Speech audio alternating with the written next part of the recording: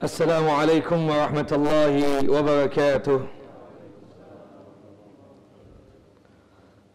Innal hamdalillah nahmaduhu wa nasta'inuhu wa nastaghfiruh wa na'udzu billahi min shururi anfusina wa min sayyiati a'malina. May yahdihillahu fala mudilla lahu wa may yudlil fala hadiya lahu. أشهد أن لا إله إلا الله وحده لا شريك له وأشهد أن محمدا عبده ورسوله ولقد قال الله تعالى في القرآن العظيم يا أيها الذين آمنوا اتقوا الله حق تقاته ولا تموتن إلا وأنتم مسلمون يا أيها الناس اتقوا ربكم الذي خلقكم من نفس واحدة وخلق منها زوجها وبث منهما رجالا كثيرا ونساء واتقوا الله الذي تساءلون به والأرحام إن الله كان عليكم رقيبا يا أيها الذين آمنوا اتقوا الله وقولوا قولا سديدا يصلح لكم أعمالكم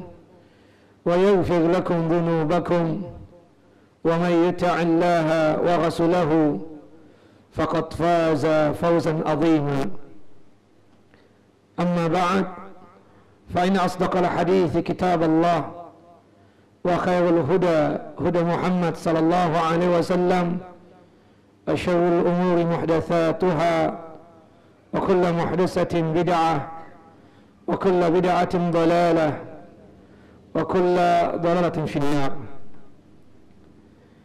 Ikhwani fi din, a'azani wa a'azakum Allah. Bapak dan Ibu yang dimuliakan oleh Allah Jalla wa Ala, sebelum kita mulai kajian kita, Bapak maju dulu Pak, maju kesian yang belakang. Itu ibu-ibu nggak tega lihat ibu-ibu di belakang duduk di pinggir. Maju Pak. Ya, maju. Ada 1000 lagi yang datang. Baik. Alhamdulillah. Segala puja-puji hanya milik Allah Jalla wa Ala yang telah memberikan nikmat kepada kita. Nikmat yang sangat luar biasa. Nikmat tanpa batas yang kita tidak sanggup untuk menghitungnya, dikarenakan nikmat yang sangat luar biasa yang Allah berikan kepada kita. Kata Allah Jalla wa Ala, wa in ta'uddu ni'matallahi la tahsuha. Jika kalian mencoba-coba untuk menghitung nikmat-nikmat yang telah Allah Jalla wa Ala anugerahkan kepada kalian, maka kalian tidak bakalan mampu untuk menghitungnya. Di antara nikmat yang telah Allah Jalla wa Ala berikan kepada kita di pagi hari yang cerah ini, kita masih mampu untuk melangkahkan kaki kita ke majlis ini, ke tempat ini, untuk tujuan ta'ammuk dan tafaqquh fid din, untuk tujuan memperdalam din Allah dan agama Allah Jalla wa Ala, yang dimana tidak semua muslimin, tidak semua muslimat mendapatkan nikmat sebagaimana yang kita dapatkan di pagi hari yang cerah ini. Semoga Allah Jalla wa Ala menjadikan apa yang kita usahakan, apa yang kita ikhtiarkan ini terhitung sebagai amal saleh kita dan terhitung sebagai mizan hasanat kita, timbangan amal kebajikan kita ketika kelak terjadinya pengadilan Allah Jalla wa Ala di padang mahsyar. Salam dan salam selalu tercurah kepada Nabi kita Muhammad sallallahu alaihi wasallam, Nabi yang telah menyampaikan amanah Allah, Nabi yang telah mengajarkan kepada kita tentang iman dan Islam, sehingga kita bisa merasakan nikmat iman dan Islam tersebut. Ikhwani wa akhawati fid din, a'azani wa a'azakum Allah. Bapak dan Ibu yang dimuliakan oleh Allah Jalla wa Ala, pada kesempatan kali ini insyaallah sebagaimana tema dan judul kajian kita, nyebur di air keruh. Maksudnya ini berkaitan dengan fitnah. Fitnah yang terjadi di kalangan masyarakat kita. Lisan ini kadang tidak terjaga. Lidah ini kadang tidak bisa dikendalikan. Sehingga kita sanggup untuk memfitnah seseorang, menuduh seseorang. Bahkan kita yang mendengar fitnah dan tuduhan tersebut kadang ikut serta masuk ke dalam kubangannya. Allah Jalla wa'ala yang telah membuat syariat Islam ini, dijadikan kedudukan Islam itu tinggi dan mulia, dan prinsip-prinsip Islam tersebut tidak lain adalah mahabbatul mu'minina wa tarahumihim wa hifdhi karamatihim as-sattu ala ashabiz dzunub. Bahwasanya salah satu prinsip dalam Islam ini, kaum mukminin, kaum muslimin, hendaknya di dalam diri mereka tersebut ada rasa cinta, ada rasa kasih sayang satu dengan yang lainnya. Kemudian menjaga kehormatan mereka. Salah satu bagian daripada kehormatan mereka tersebut, kita jaga aibnya mereka. Mungkin saudara kita tersebut pernah masuk ke dalam kubangan dosa, tapi sebagai muslim yang baik, kita datang kepada orang tersebut, kepada saudara kita yang melakukan perbuatan dosa tersebut, kita berikan nasihat. Itu cara tepat untuk memberikan teguran dan nasihat kepada mereka. Bukan dibuka aibnya, bukan diubarkan apa yang ada pada dia berkaitan dengan dosa-dosa yang pernah dia lakukan.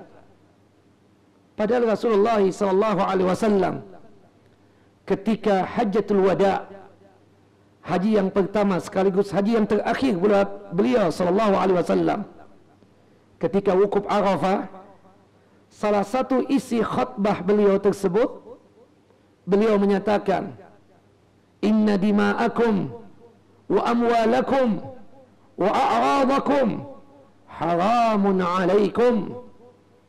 Sesungguhnya darah-darah kalian haram untuk ditumpahkan. Kemudian harta-harta kalian haram untuk diambil, kecuali dengan cara yang halal. Jual beli, hibah, wasiat, dan lain sebagainya. Tapi ketika merampok, mengambil yang bukan haknya, haram yang demikian. Termasuk masalah kehormatan. Berkaitan dengan masalah kehormatan tersebut, kita tidak boleh membicarakan aib saudara kita sesama muslim. Kita ini, kata Nabi SAW, siapapun orangnya, hatta ustaz, hatta kiai, hatta orang alim sekalipun, namanya manusia, pasti memiliki aib. Mungkin pernah melakukan perbuatan dosa. Makanya kata Nabi SAW, kullu bani Adam khatta'un. Setiap anak keturunan Adam ini pasti pernah berbuat salah, pasti pernah berbuat dosa, pasti pernah berbuat khilaf. Wa khairu khatta'ina at-tawwabun. Tapi sebaik-baiknya orang yang melakukan perbuatan dosa, pernah melakukan perbuatan khilaf dan kesalahan, kembali kepada Allah Jalla wa'ala, kembali ke jalannya Allah Subhanahu wa ta'ala. Itu konsekuensi seorang muslim. Dan Nabi SAW dalam satu hadis yang sahih, hadis dari Abu Hurairah radhiyallahu an, hadis yang dikeluarkan oleh Al-Imam Al-Bukhari dan Muslim, qala Rasulullah sallallahu alaihi wasallam, Rasulullah sallallahu alaihi wasallam bersabda, al-muslim akhul muslim. Muslim itu saudara muslim yang lainnya. Kita ini bersaudara. Innamal mu'minuna ikhwah. Kita kaum muslimin ini bersaudara. Bersaudara dikarenakan keimanan dan keislaman. Dan itulah yang dilakukan oleh Nabi menyatukan kaum Muhajirin dan Ansar, ta'akhi, saling bersaudara di atas keimanan dan ketaatan kepada Allah Jalla wa Ala. La yudlimuhu, tidak boleh muslim tersebut dizalimi. Wa la yuslimuhu, tidak boleh untuk dihinakan. Wa man kana fi hajati akhihi kana Allah fi hajatihi. Barang siapa yang mencukupkan kebutuhan saudaranya, dibantu, ya, apapun yang menjadi keperluan saudaranya dia penuhi, maka Allah Jalla wa Ala akan mencukupkan hajahnya. Allah Jalla wa Ala akan membantu dia. Allah Jalla wa Ala akan mencukupkan apapun keperluan dia dan keinginan dia. Subhanallah. Wa man farraja an mu'minin qurbatan min qurabid dunya farraja Allahu anhu qurbatan min qurabi yaumil qiyamah. Barang siapa yang mengeluarkan seorang mukmin dari kesulitannya. Ada seorang muslim, mukmin, saudara kita punya beban, kesulitan yang sangat luar biasa, susah. Kita carikan jalan keluarnya, kita hilangkan kesusahannya, maka nanti Allah Jalla wa Ala akan menghilangkan kesusahannya di dunia ini dan juga di akhirat kelak. Kemudian wa man satara musliman satarahallahu yaumal qiyamah. Barang siapa yang menutup aib saudara muslim, maka Allah Jalla wa Ala akan menutup aibnya pada saat terjadinya pengadilan Allah Jalla wa Ala di hari kiamat kelak. Hadis sahih dikeluarkan oleh Al-Imam Al-Bukhari dan juga oleh Al-Imam Muslim. Disebutkan di dalam hadis yang lain fadilah, keutamaan orang yang suka menutup aib saudara muslim. Kita tahu dia pernah melakukan perbuatan dosa, kita tahu dia pernah mungkin bermaksiat, kita tutup tuh aibnya. Kita datang kepada dia, bukan mengubarkan aibnya, bukan menyebarkan aibnya tersebut. Apa balasannya? Disebutkan di dalam hadis yang sahih, hadis yang dikeluarkan oleh Imam Ahmad, hadis dari Safwan bin Mihras, qala, berkata, kuntu akhiran biyadi ibni Umar id arada lahu rajulun. Aku pernah menuntun tangannya Abdullah ibn Umar, dipegang, pada saat ada seseorang yang datang kepada beliau, yang dimana seseorang itu bertanya kepada Abdullah ibn Umar. Abdullah ibn Umar ini adalah sahabat Nabi sallallahu alaihi wasallam, anak dari Amirul Mukminin Umar bin Khattab radhiyallahu an, khalifah yang kedua. Qala, kaifa sami'ta Rasulullah sallallahu alaihi wasallam yaqulu fi najwa yaumil qiyamah. Wahai Abdullah ibn Umar, apa yang engkau dengar dari Rasulullah SAW ketika berkata-kata, berucap, bersabda, ketika nanti kita dikumpulkan di padang mahsyar kelak? Qala, Abdullah ibn Umar berkata, sami'tuhu yaqul, aku mendengar dari Nabi SAW, beliau bersabda seperti ini, Inna Allah azza wa jalla yudnil mu'mina fayadau alaihi kanafahu wa yasturuhu minan nas wa yukarriruhu bidhunubihi. Sesungguhnya Allah Jalla wa Ala pada hari kiamat mengadili manusia, dan yang diadili tersebut termasuk mukmin, kita-kita ini. Kemudian Allah Jalla wa Ala meletakkan, membukakan catatan amalan-amalan dia, termasuk amalan dosa-dosa yang pernah dia lakukan ketika di muka bumi ini. Ada bitaqahnya, ada bukunya, ada catatannya. Allah tunjukkan kepada kita, antum pernah berbuat ini, berbuat ini, berbuat ini, berbuat ini. Tapi Allah Jalla wa Ala menutupi Allah menutupi aib seorang mukmin tersebut. Allah jaga. Subhanallah.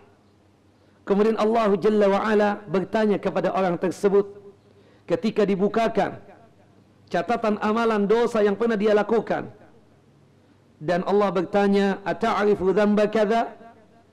Apakah engkau mengakui dan kamu tahu dosa ini pernah engkau lakukan?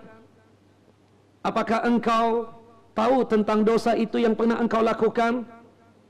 Engkau mengakuinya? Dia pun mengatakan, uqirruhu, aku mengakuinya ya Allah. Aku mengakuinya. Artinya apa?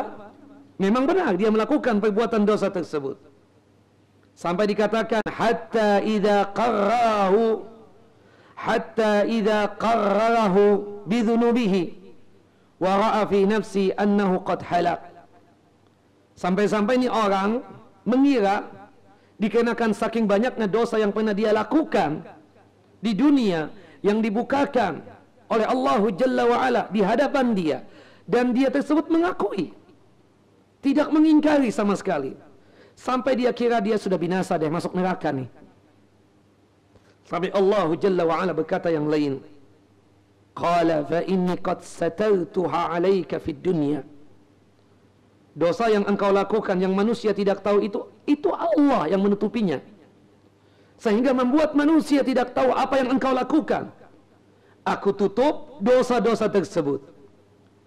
Wa inni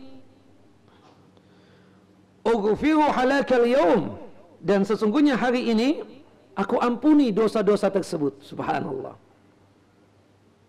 Kemudian orang itu bertanya, sebab apa diampuni?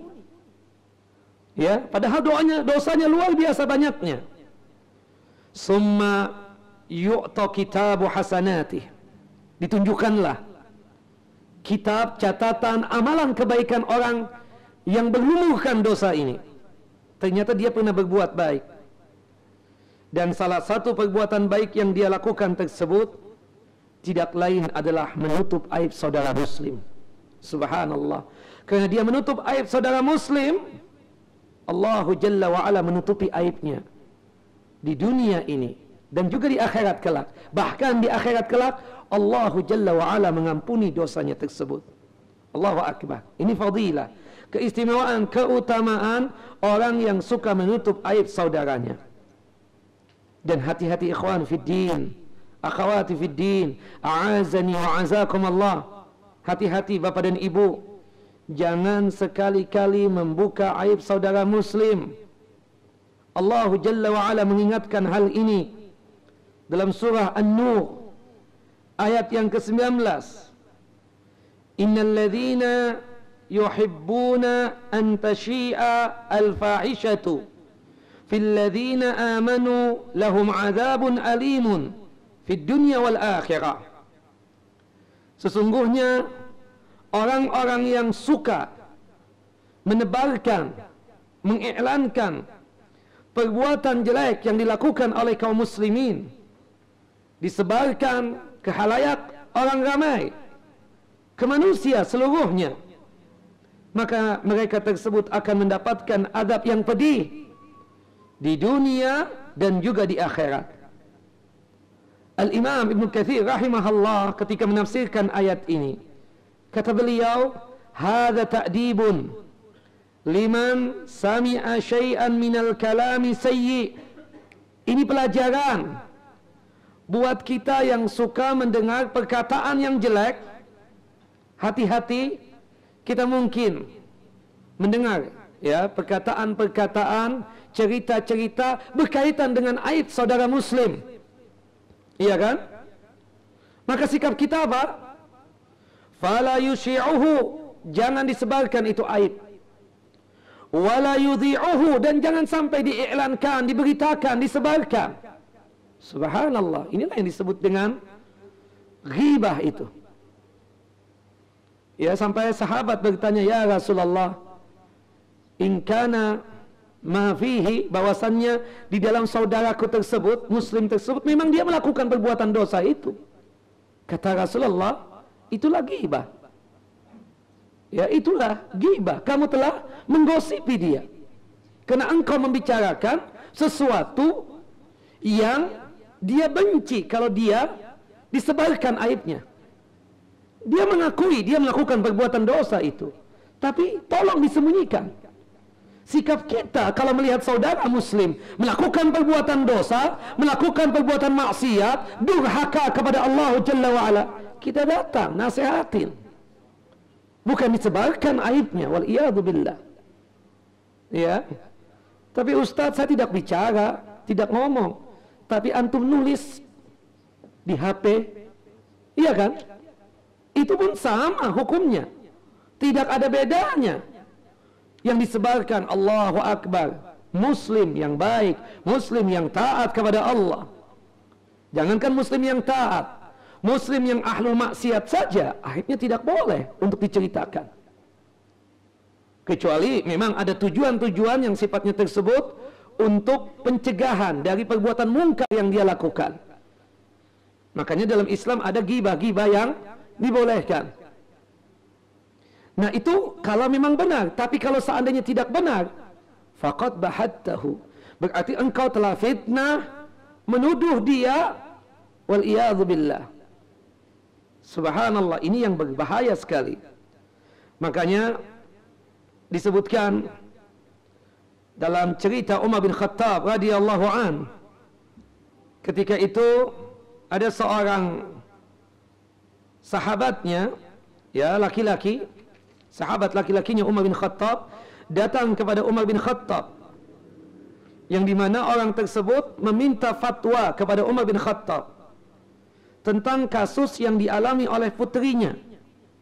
Dia punya anak perempuan, dulu pernah melakukan perbuatan dosa, dulu pernah melakukan perbuatan maksiat. Kemudian ada seorang yang melamar anak perempuannya. Kemudian dia mengatakan kepada Umar bin Khattab, ini anak perempuanku kan pernah melakukan perbuatan sesuatu yang memalukan, dosa. Sekarang ada anak laki-laki yang melamar anak perempuanku. Ya Umar, ya Amirul Mukminin, apakah aib anak perempuanku tersebut aku ceritakan kepada laki-laki yang melamar anak perempuanku tersebut? Allahu Akbar. Faqala Umar, Umar bin Khattab berkata kepada orang tersebut, ata'amidu ila ma satarahallahu fatugdi? Apakah engkau ingin membuka sesuatu yang sudah ditutup oleh Allah Jalla wa'ala? Engkau ingin sebarkan lagi? Engkau ingin iklankan lagi? Putrimu sudah bertaubat taubatan nasuha, Allah telah menutupi aibnya. Kamu ingin buka? Ini anak perempuanmu sendiri. Wallahi, demi Allah, kata Umar bin Khattab, la in akhbarta bi sya'niha ahadan minan nas, jika kamu menghabarkan kepada seseorang dari manusia ini tentang keadaan putrimu, wallahi, demi Allah, la ja'alannaka nakalan li ahli al-amsar, niscaya aku akan menghukum engkau, aku akan cambuk engkau di hadapan manusia. Subhanallah. Kata Umar bin Khattab, nikahkan anak perempuanmu dengan laki-laki yang baik tersebut. Dia sekarang ini menjadi seorang muslimah yang afifah, yang sudah jauh dari dosa. Dia sudah bertaubat taubatan nasuha. Adapun di masa lalunya adalah masa lalu yang tidak perlu lagi untuk dibuka-buka, diungkit-ungkit lagi, apalagi berkaitan dengan keluargamu sendiri. Nikahkan anak perempuanmu tersebut dengan pemuda tersebut. Allahu Akbar. Di sini Umar bin Khattab ingin menegaskan bagaimana wajibnya untuk menjaga, ya, aib seorang muslim. Bahkan disebutkan oleh Imam Malik rahimahullah rahmatan wasi'ah dalam kitab Muwatta, diriwayatkan dari Abu Zubair Al-Makki, anna rajulan khataba ila rajuli ukhtihi, bahwasannya ada seorang yang melamar kepada seseorang yang kebetulan seseorang tersebut memiliki saudara perempuan. Ada laki-laki di antara antum misalnya. Antum tahu nih, teman antum ini punya saudara perempuan. Kalau ayah tidak ada, maka kita datang kepada siapa? Kalau ingin melamar, kepada saudara lakinya, kepada abangnya. Ya. Subhanallah, fadzakara annaha qad kanat ahdathat. Kemudian saudara laki-lakinya ini dari perempuan tersebut yang ingin dilamar oleh laki-laki temannya tersebut menceritakan, ya, bahwasanya saudara perempuannya pernah melakukan ini di masa lalunya. Dia ceritakan, "Syub, saudara perempuanku begini loh dulu masa lalunya. Gimana kamu?" Kemudian fabalagha dzalika Umar bin Khattab radhiyallahu anhu. Kemudian Umar mendengar tentang cerita ini. Umar mendengar bahwasannya saudara perempuan tersebut membuka aib saudara perempuannya di hadapan laki-laki yang melamar itu perempuan. Panggilkan tuh laki-laki. Ketika sampai di hadapan Umar bin Khattab, fadarabahu. Umar bin Khattab cambuk, ya, untuk menghukumi dia. Kata Umar bin Khattab, "Malaka walil khabar?" Ada apa? Apa kepentingannya kamu itu menghabarkan tentang aib saudara perempuanmu? Dia sudah bertaubat taubatan nasuha. Kamu ceritakan aibnya yang Allah Jalla wa Ala sudah tutup. Apa kepentinganmu? Na'udzubillah min dzalik. Makanya hati-hati ikhwan fid din, azani wa azakumullah. Kita semua ini punya masa lalu. Kita semua ini mungkin pernah melakukan perbuatan dosa. Tetapi sekarang Allah Jalla wa Ala memberikan petunjuk hidayah kepada kita. Kemudian sadar kita bertaubat kembali ke jalan Allah Jalla wa Ala. Kemudian Allah Jalla wa Ala menutup aib kita semua. Jangan coba-coba membuka aib saudara muslim. Jangan coba-coba mencari kesalahan seseorang dari kalangan kaum muslimin. Hati-hati, dia tersebut termasuk orang-orang yang kelak nanti akan dibuka oleh Allah Jalla wa Ala aibnya di muka bumi ini. Dalam hadis yang sahih, hadis yang dikeluarkan oleh Imam Ahmad dan juga oleh Al-Imam Abu Daud, qala Rasulullah sallallahu alaihi wasallam, Rasulullah sallallahu alaihi wasallam bersabda, "Ya ma'syara man amana bilisani." Wahai kalian yang beriman dengan lisannya. Wahai kalian yang beriman dengan lisannya. Walam yadkhulul iman fi qalbihi. Ingat, iman yang kalian ucapkan tersebut tidaklah masuk di kalbunya kalian, di hatinya kalian, sampai kalian tersebut sanggup untuk meninggalkan ghibah. La tattabul muslimin. Artinya, orang yang masih gosip, masih suka ghibah, iman itu belum masuk ke dalam kalbunya, belum masuk ke dalam hatinya. Hati-hati. Wala tattabi'u awratihim. Orang yang mengaku beriman kepada Allah Jalla wa Ala, yang dia ucapkan dengan lisan dan lidahnya tersebut, tidaklah masuk di dalam hati ini, kalbu ini, sampai dia tersebut sanggup untuk meninggalkan, mencari-cari kesalahan orang lain. Wala tattabi'u awratihim. Ingat kata Nabi SAW, fa inna man tataba'a awratihim tataba'a Allahu awratahu. Orang yang suka mencari-cari aib saudara muslim, orang yang suka mencari-cari kesalahan saudara muslim, Allah Jalla wa Ala akan mencari aibnya. Allah buka aib tersebut. Wa man tataba'a Allahu awratahu yubdihuhu Allahu fi baitihi. Orang yang suka mencari-cari aib saudara muslim tersebut, niscaya Allah akan cari aibnya. Dan kalau Allah yang mencari aibnya, pasti ketemu. Dan Allah Jalla wa Ala akan bukakan aibnya tersebut di rumahnya sendiri, di hadapan anak dan istrinya sendiri. Na'udzubillah min dzalik. Dalam hadis yang lain, hadis dari Thauban radhiyallahu an, ani Nabi sallallahu alaihi wasallam qaal, dari Nabi sallallahu alaihi wasallam beliau bersabda, la tu'dhu ibadallah wa la tu'iruhum wa la tatlubu awratihim. Janganlah kalian mengganggu hamba-hamba Allah Jalla wa Ala. Mengganggu haram. Kita bersaudara, jangan menzalimi, jangan mengganggu. Wa la tu'iruhum, jangan engkau buka aibnya atau menghinakan mereka dengan dibuka aibnya. Wala tatlubu auratihim, jangan mencari-cari kesalahannya untuk tujuan membuka aibnya tersebut. Fa innahu man talaba aurata akhihi muslim talaballahu auratahu hatta yufdihuhu fi baitih.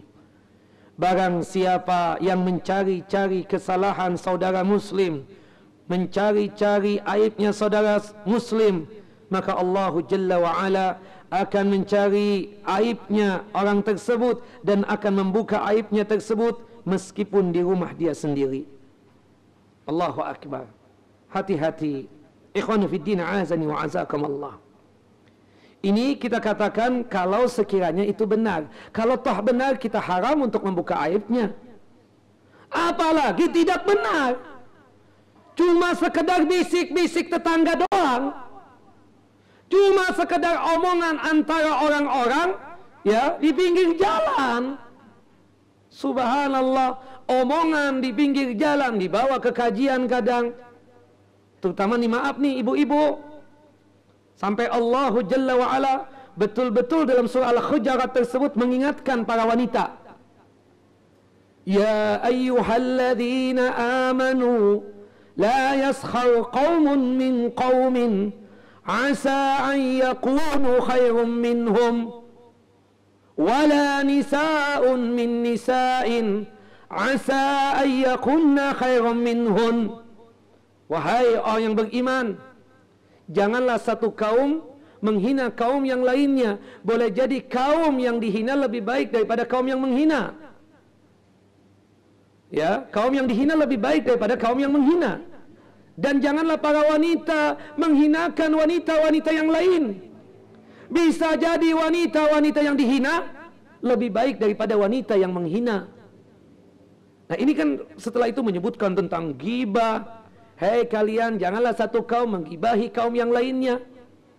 Hati-hati. Termasuk khusus kenapa wanita? Karena ini, maaf ya ibu-ibu, ini Allah Jalla wa Ala yang menyebutkan berkaitan tentang masalah menghina, gosip, ya, fitnah, tuduhan. Itu mazhabnya wanita. Benar, Allah yang menyebutkan. Kenapa kok dikhususkan? Kaum kan cukup sudah. Kaum itu ada laki-laki dan perempuan. Tapi setelah itu Allah menyebutkan wala nisaun. Berarti menunjukkan apa? Penekanan. Karena lahirnya fitnah, gosip, ya, dan lain-lain sebagainya, ya, jenis penyakitnya itu sama itu asal mulanya munculnya dari mana? Kalangan wanita. Makanya para ulama menyebutkan madhab ghibah itu, ya, ghibah, ya, kemudian gosip, suka mencari-cari kesalahan orang lain dan lain sebagainya, itu menjadi mazhabnya wanita yang kemudian diikuti oleh laki-laki. Iya, karena istri yang ngomong nggak enak didengarkan juga. Mas atau apalah, abang lah, ya, tahu nggak gosip hari ini? Ya kan? Kita baru kerja nih, baru sampai rumah, lagi capek lelah sudah diomongin begitu. Memang ada apa, Dinda? Ya, mulai sudah tuh. Padahal kan kalau suami yang baik, udah deh jangan bicara gosip. Kita ini banyak aib. Ya kan begitu harusnya. Ini enggak. Kita juga asik. Apa-apa mah? Apa gosipnya? Tuh, kenal nggak tetangga sebelah? Emang kenapa? Ternyata dia punya pos banyak. Pos apa nih? Istrinya 4 ternyata. Subhanallah. Emang kenapa kalau istri 4, 3, 2? Iya kan? Sesuatu yang mubah kan? Boleh-boleh saja. Iya. Itu sesuatu yang mubah. Diceritakan, emang kenapa? Apakah itu menjadi sesuatu hal yang sifatnya aib? Kan tidak. Tapi kalau ini berkaitan dengan aib, ternyata tadi ini si tetangga begini-begini. Aib semua diceritakan. Na'udzubillah. Harusnya kan kita sebagai suami, haram, gak gosip, gak boleh. Kenapa sih kamu gak langsung menasehati? Kan begitu harusnya. Itu kalau seandainya benar. Tapi kalau seandainya itu tidak benar, fitnah, tuduhan, haram, dosa besar. La ilaha illallah. Ikhwan wa akhwati fid din, azani wa azakumullah. Saya ingin menyampaikan cerita yang sangat luar biasa menariknya ini. Tentang hadisul ifki. Cerita dusta, fitnah, tuduhan yang dusta. Kepada siapa? Ibunda Aisyah radhiyallahu anha. Subhanallah. Diceritakan bahwasannya ketika itu perang Bani Mustalik, pada waktu biasa menjadi kebiasaan Nabi SAW, kalau beliau ingin berperang atau safar, mengajak salah seorang istrinya untuk ikut safar. Kemudian yang keluar, kata Ibunda Aisyah, subhanallah, yang keluar adalah namanya Ibunda Aisyah radhiyallahu anha. Ya biasa. Berarti Qur'ah, kalau arisan tahu kan? Si fulan yang keluar, si ini keluar, ya kan, seperti itu. Itu dalam bahasa Arabnya Qur'ah. Ternyata yang keluar, kata Ibunda Aisyah, sebagaimana disebutkan dalam hadis Bukhari, bahwasannya nama Ibunda Aisyah yang keluar. Kemudian diajaklah Ibunda Aisyah untuk ikut safar untuk berperang Bani Mustalik tersebut. Selesai perang, Allahu Akbar, Rasulullah SAW dan para sahabat termasuk Ibunda Aisyah radhiyallahu anha beristirahat di suatu tempat. Nah dulu kalau wanita ikut safar, di atas punguk onta itu ada yang namanya haudaj. Haudaj itu sekeduk atau kemah kecil. Ibunda Aisyah kan masih muda ya. Ibunda Aisyah ini dikawin oleh Nabi SAW umur berapa? 6 tahun. Taib, satu rumah umur berapa? 9 tahun ya. Dikawini bulan Syawal. Kemudian juga dukhul atau satu rumah dengan Ibunda Aisyah di bulan Syawal juga. Kemudian Ibunda Aisyah ketika Nabi SAW wafat umur berapa? 18 tahun. Masya Allah kan? Kalau zaman sekarang 18 tahun aja belum nikah. Ya. Walhasil Ibunda Aisyah ini postur tubuhnya itu tinggi, lagi langsing. Ya, sangat ringan tubuhnya tersebut. Ketika lagi asik istirahat tersebut, Ibunda Aisyah minta izin kepada Nabi SAW untuk melakukan hajatnya. Untuk melakukan apa? Hajatnya. Keluar dari sekeduk yang ada di atas punggung onta, kemudian melakukan hajatnya di tempat yang terpisah dari kelompok Nabi SAW atau di mana para sahabat beristirahat. Habis selesai dari melakukan hajatnya, Ibunda Aisyah kembali lagi ke sekeduk tersebut. Di kemah kecil yang ada di atas punggung onta tersebut. Ibunda Aisyah teringat kalungnya ketinggalan di tempat dia hajat tadi.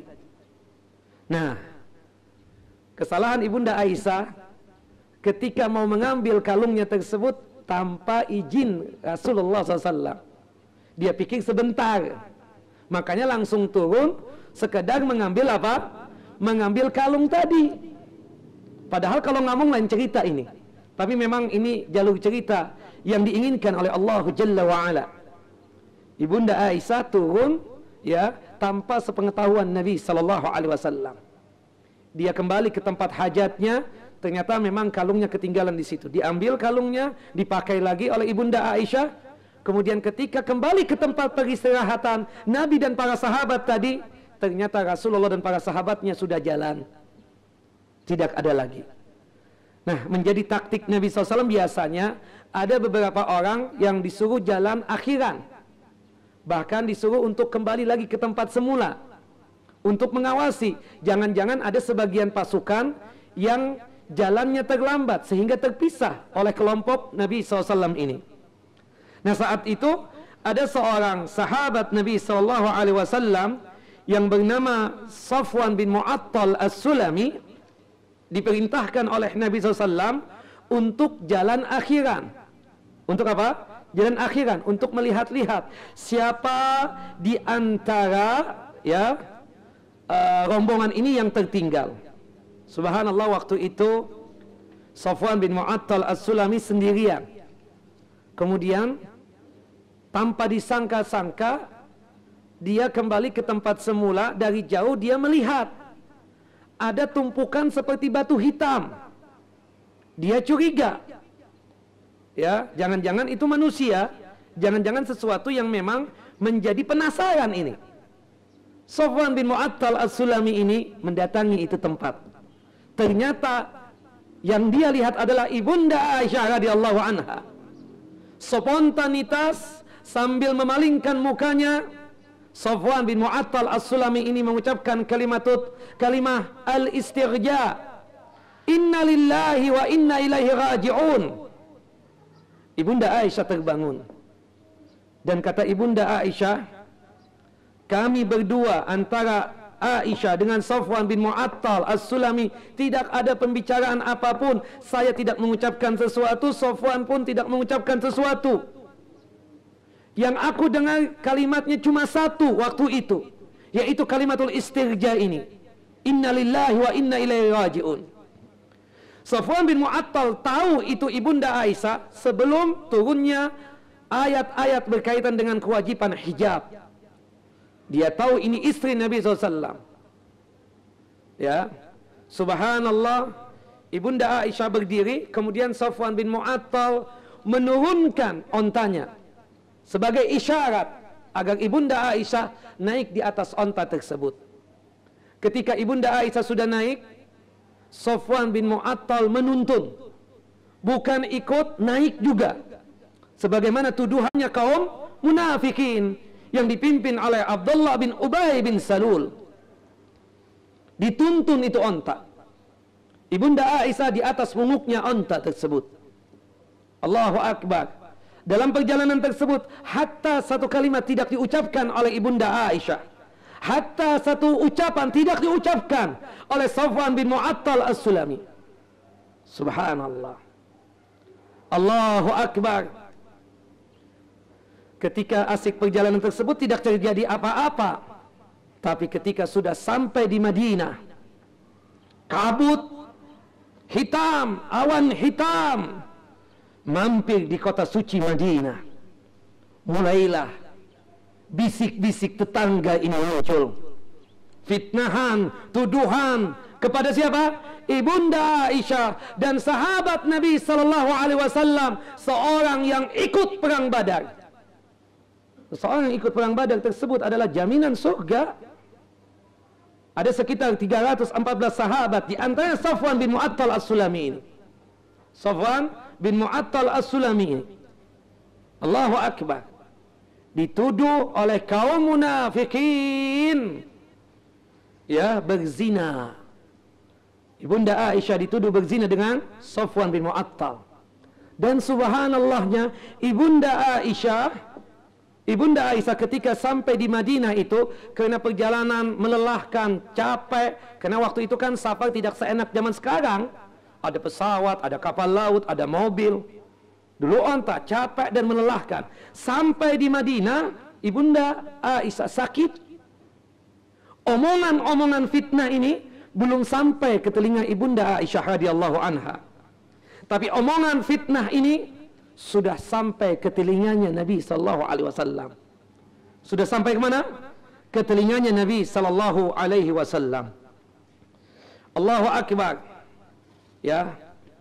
Ketika sakit tersebut, Ibunda Aisyah merasakan rasa yang tidak sebagaimana lazimnya Nabi SAW. Kata Ibunda Aisyah, Rasulullah itu paling lembutnya manusia, paling lembutnya suami. Allahu Akbar, apalagi jika aku sakit. Masya Allah, Nabi sallallahu alaihi wasallam. Tapi tidak dengan sekarang ini. Tidak dengan sekarang ini, kata Ibunda Aisyah. Aku sakit. Ya. Aku sudah tidak merasakan lagi kelembutan Nabi SAW. La a'rifu min Rasulillah sallallahu alaihi wasallam al-lutfa alladhi kuntu ara minhu hina ashtaki. Ketika aku mengatakan aku sakit ya Rasulullah, sakit ini sakit itu, Masya Allah, Rasulullah segera untuk apa? Membantu, menolong, mengambilkan air minum, kemudian memberikan makanan, bersikap sangat lembut. Tapi ketika sakit sekarang ini, ketika tersebarnya isu dan fitnah ini, kelembutan yang aku pernah rasakan ketika aku berkeluh kesah dengan Nabi SAW tidak aku dapatkan. Tapi subhanallah, Rasulullah tidak bicara, tidak ngomong, tidak konfirmasi juga, ya. Padahal fitnah sangat luar biasa. Saking luar biasanya fitnah itu kan sampai 1 bulan lebih. Rasulullah sampai tidak sanggup untuk memberikan kajian, istilah kata ya, untuk menyampaikan. Biasanya nasihat tersebut selalu disampaikan oleh Nabi SAW. Tapi setelah kejadian itu, mendengar tentang fitnah dan tuduhan tersebut, membuat Rasulullah sallallahu alaihi wasallam tidak sanggup untuk memberikan ta'lim dan kajian. Keluar dari rumah melaksanakan ibadah salat wajib, kemudian kembali lagi ke rumah. Seperti itu. Sampai pada akhirnya suatu hari Ibunda Aisyah radhiyallahu anha keluar dari rumah untuk ke kamar mandi, ditemani oleh keluarganya yang bernama Ummu Mistah. Yang bernama siapa? Ummu Mistah. Subhanallah, di malam hari agak licin jalanan pada waktu itu. Ummu Mistah ini terpleset dan jatuh. Gak sadar terucap dari Ummu Mistah ini ucapan laknat. Ta'isa Mistah, Ta'isa Mistah. Subhanallah, ini Ummu Mistah. Ummu Mistah ini melaknati anaknya sendiri yang bernama Mistah bin Usathah tersebut. Ibunda Aisyah menegur. Kata Ibunda Aisyah, "Bi'sa ma qulti atasubbina rajulan syahida badran." Kata Ibunda Aisyah, "Ya Ummu Mistah, kamu ini melaknati anakmu sendiri. Bukankah anakmu tersebut seorang yang ikut perang Badar? Sungguh sangat jelek ucapanmu tersebut. Sungguh sangat jelek ucapan kamu tersebut, melaknati seorang yang ikut perang Badar. Dan itu anak kamu sendiri. Kenapa engkau laknati dia?" Mulai sudah. Perempuan kan? Subhanallah, kita belum dapat kabar nih. Rasulullah sendiri sebagai suami tidak menghabarkan, tapi perempuan yang menghabarkan. Aisyah, kata Ummu Mistah, "Hannata, kamu enggak dengar? Awalam tasma'i ma qala?" Ya Aisyah, heran aku, kamu enggak dengar gosipnya penduduk Madinah, salah satunya yang diucapkan oleh anakku Mistah ini. Sungguh ucapan yang sangat menjijikkan. Qultu wa ma qala? Apa yang diucapkan oleh Mistah tersebut sampai engkau tersebut melaknati dia? Kemudian fa'akhbaratni, diceritakanlah. Ya Aisyah, kamu tidak tahu, kamu tidak dengar gosip sekarang ini ya. Terlambat untuk mendapatkan gosip. Gosip apa? Kamu dituduh berzina dengan Safwan bin Mu'attal As-Sulami. Ibunda Aisyah yang tadinya tenang, tubuhnya mulai gemetaran, seperti mau jatuh. Ditahan oleh Ummu Mistah. Ya Aisyah, isbiri, sabar kamu. Ya Allah, Ibunda Aisyah langsung meneteskan air mata. Pantas Rasulullah sallallahu alaihi wasallam, Nabi Allah, berubah sikap denganku yang tadinya lemah lembut, yang tadinya sungguh sangat kasih dan sayang kepadaku. Hilang kelembutannya, hilang kasih sayangnya, gara-gara ini ternyata. Sampai di kamar ketemu dengan Nabi SAW, Ibunda Aisyah meneteskan air mata sambil memandang kepada Nabi SAW. Ya Rasulullah, Kenapa antum tidak menghabarkan? Ala tukhbiruni. Kenapa engkau tidak ceritakan kepadaku? Ya Aisyah, aku tidak tahu apa yang harus aku ucapkan kepadamu. Kamu ini istriku. Tetapi juga orang-orang yang di luar sana ngomong, bicara tentang dirimu.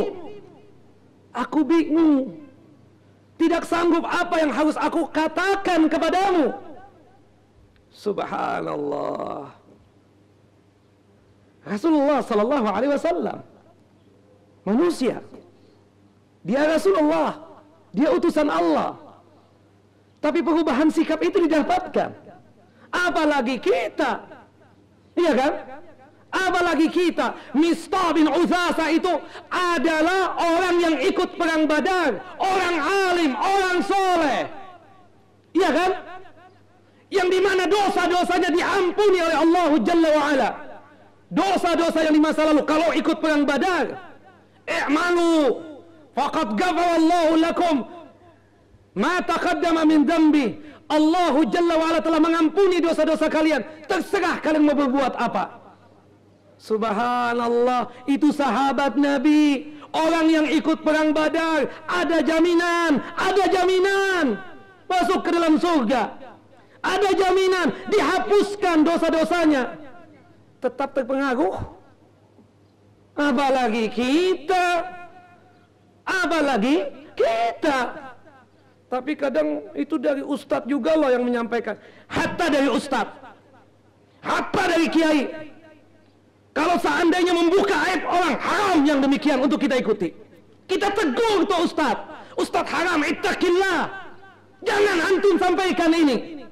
Ini adalah perbuatan dosa. Membuka aib saudara muslim. Allahu Akbar. Apalagi yang grup-grup ini, sebar-sebar. Hati-hati, ini grup bisa kita katakan grup WA, grup BlackBerry, wala grup apa sudah, itu bisa mendatangkan surganya Allah Jalla wa'ala. Tapi kalau seandainya ini grup lebih banyak mendatangkan malapetaka, tinggalkan. Yang ada nanti kita baca setiap hari kan terpengaruh juga otak kita. Jangan-jangan benar ya. Iya dong. Kalau kita diceritakan setiap hari, sudah dengar. Terpengaruh juga akhirnya otak. Dan itu terjadi dengan siapa? Mistah bin Usatah ini. Padahal Mistah ini siapa? Keluarganya Aisyah. Keluarganya ibunda Aisyah. Sampai-sampai Abu Bakar As-Siddiq itu, kita tahu nih Abu Bakar As-Siddiq, Abdullah bin Utsman atau Abdullah bin Abi Quhafah ini seorang yang selalu mengasihkan bantuan kepada Mistah. Abu Bakar As-Siddiq sampai mendatangi dia, tega-teganya kamu ini menuduh putriku seperti itu.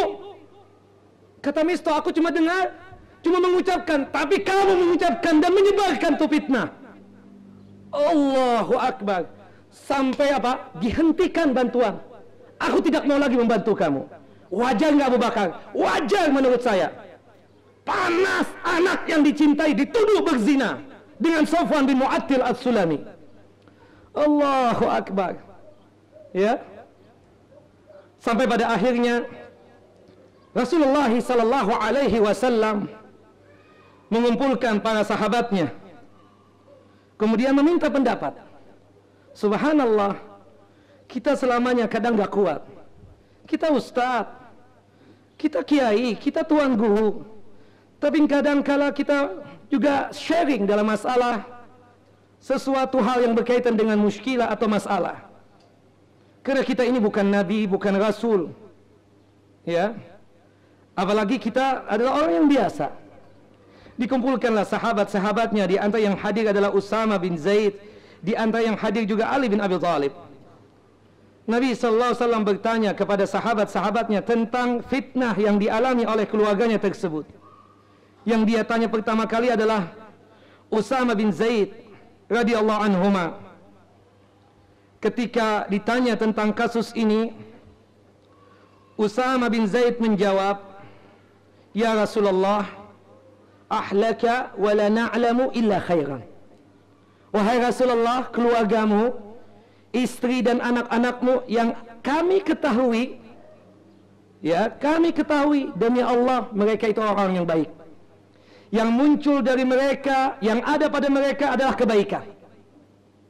Tidak ada kejelekan sama sekali. Termasuk apalagi berkaitan dengan ini ya Rasulullah. Subhanallah. Ini perkataan yang ajib. Makanya kalau kita misalnya ditanya, gimana? Setahu saya dia orang baik. Dan saya tahu yang ada pada dirinya adalah orang yang Masya Allah. Ali bin Abi Thalib ditanya, faqala, Ali menjawab, ya Rasulullah, lam yudayyiqillahu alaika wan nisa'u siwaha kathirun wa in tas'alil jariyata tasdukka. Subhanallah. Ali lain cerita, ya Rasulullah, Allah Jalla wa'ala tidak bakalan menyempitkan engkau ya Rasulullah, tidak bakalan menyusahkan engkau. Perempuan selain dia banyak. Syuf, ini kadang kan ada nih antara laki-laki, ketika kita dicurhatin, udahlah, perempuan gak satu. Kalau ibu-ibu nih, laki-laki gak satu, banyak. Subhanallah, apalagi kan antum Masya Allah keren, penampilan Masya Allah, fulus kayak tisu, comot ada lagi. Siapa yang perempuan gak suka? Udahlah, ibarat kata, buang satu, datang yang lain. Kamu minta seorang anak perempuan, pasti dia percaya. Subhanallah. Ternyata ada ucapan itu dari kalangan sahabat, menunjukkan fitnahnya sangat luar biasa. Luar biasa fitnahnya. Tapi Rasulullah SAW, pada Rasulullah SAW Barirah. Rasulullah memanggil pembantunya Aisyah yang bernama Barirah. Kemudian Barirah radhiyallahu anha, dia bertanya, "Hai Barirah, hal ra'aiti min syai'in yuribuki?" Wahai Barirah, aku ingin tanya kepadamu, apakah engkau melihat sesuatu dari ibunda Aisyah, dari istriku Aisyah radhiyallahu anha, sesuatu yang mencurigakan? Masya Allah, Masya Allah, ini perkataannya.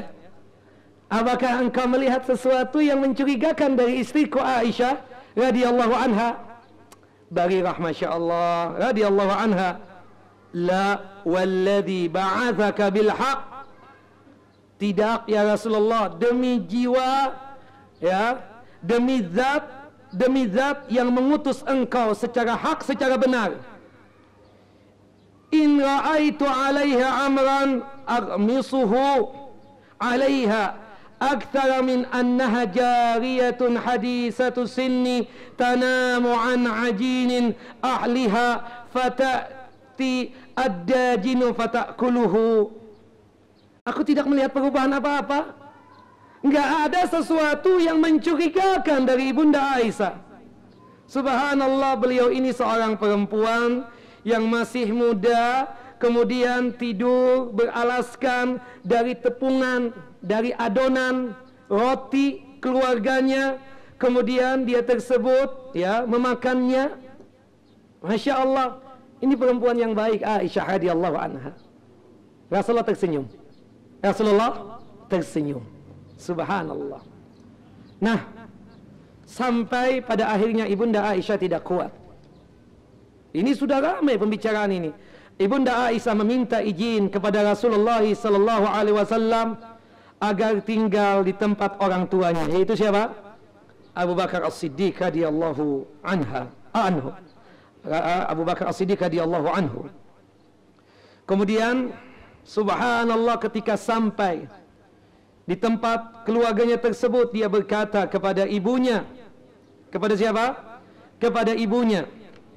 Dia mengatakan, ya, kepada ibunya tersebut, ya ummatah, wahai ibuku, ma yatahaddatsun nas. Wahai mama, apa yang dibicarakan manusia ini? Apa yang dituduhkan oleh manusia ini kepada aku? Kau bunda gak cerita? Istilah kata begitu. Karena kan anak perempuan itu biasanya dekat sama bundanya, sama ibunya. Subhanallah, syukur kita sebagai ibu harus bersikap baik. Bagaimana perkataannya? Menenangkan anak perempuannya. Hawinni alaik. Tenang wahai Aisyah, tenang. Fa wallahi laqallama kanat imra'atun qat. Kamu ini perempuan hebat. Makanya banyak perempuan-perempuan yang pingin mengganti statusmu ini. Subhanallah, ya kan? Banyak yang mengganti kan? Subhanallah. Kalau misalnya ada, anggaplah seorang ustadz ya misalnya, subhanallah, ada fitnah, ada godaan dan lain sebagainya. Banyak yang pingin jadi istrinya ustadz, ya kan? Maksudnya kamu tenang, kamu orang baik, masya Allah. Ada yang pingin mengganti kedudukan engkau menjadi istri Nabi Sallallahu Alaihi Wasallam. Subhanallah, kuatnya siapa? Nasihat ibu daripada Aisyah radhiyallahu anha. Kita nggak tahu, mungkin ada perempuan yang jealous, yang hasut dengan engkau. Allahu Akbar. Istri Nabi itu kan banyak. Di antaranya adalah Zainab bin Jahash. Nah, Zainab bin Jahash ini biasa namanya wanita, selalu menampakkan. Nah, makanya antum nih yang pengen kawin 2, 3, 4 itu harus siap-siap. Karena nanti persaingan itu ada. Persaingan ada itu. Nih makanan bikin ini, lebih enak nih. Yang satu pingin bikin lebih enak lagi. Baju, pingin yang lebih bagus lagi bajunya. Persaingan itu ada. Kata Zainab bin Jahash, istri Nabi Sallallahu Alaihi Wasallam, sejak kejadian aku, ini kebiasaan aku, kata dia. Sebelum kejadian ini, aku selalu menampakkan aku lebih hebat dibandingkan istri-istri Nabi yang lain. Tapi setelah kejadian aku diam. Aku jaga. Ini Aisyah orang baik. Ini maduku ini adalah orang baik. Aku jaga mulutku, subhanallah. Nah, ibu-ibu yang dita'adud di poligami harusnya bersikap seperti itu. Bersikap seperti itu, jangan dipanas-panasi. Sudah deh, gue kan yang paling baik nih. Aku nih sempurna. Yang itu, yang satu yang di sana, Jalan Ayani atau Jalan Kemang atau jalan apa? Kurang kan? Nah, itu kelemahannya. Udah deh, dilepas. Ya. Nah, itu yang ada. Makanya antum ini harus siap mental kalau berpoligami itu. Karena pengaruh-pengaruh itu akan ada. Iya kan? Tapi subhanallah, seorang ibunda ya Zainab bin Jahash tersebut mengatakan, aku tadinya sebelum kejadian ini suka menampakkan diri paling hebat di antara istri-istri yang lain. Tapi setelah kejadian ini aku diam, tidak mau untuk menampakkan apa-apa. Dan aku tahu Aisyah radhiyallahu anha lebih baik daripada aku. Dan aku hakul yakin Aisyah radhiyallahu anha tidaklah berzina dengan Safwan bin Mu'attal. Allahu Akbar. Kemudian ditanya kepada Abu Bakar As-Siddiq, ya Abah, kenapa diam saja? Ya Aisyah, apa yang aku jawab? Sampai pada akhirnya Nabi Sallallahu Alaihi Wasallam menjenguk dan mendatangi ibunda Aisyah radhiyallahu anha di rumah Abu Bakar As-Siddiq. Ketika ketemu satu kamar dengan Rasulullah SAW, ya Aisyah tetap menangis sampai pada seharian malam pernah dia tidak bisa tidur. Supaya tidak kelihatan lembam mata ini, bengkak, dia kasih celak tuh matanya. Ketika ketemu Rasulullah nggak bisa berkata apa-apa kecuali menangis.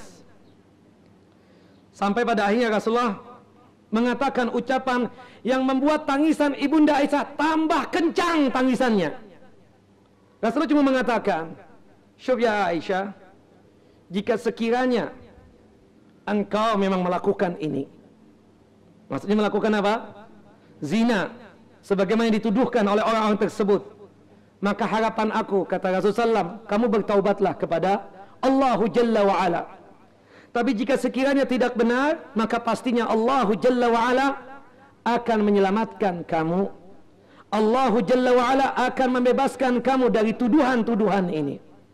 Subhanallah, ibunda Aisyah mendengar ucapan tersebut, bukannya tambah diam, tambah keras tangisannya. Kemudian mengatakan kepada Nabi Sallallahu Alaihi Wasallam, ya Rasulullah, ya Nabi Allah, wallahi demi Allah aku tidak berzina.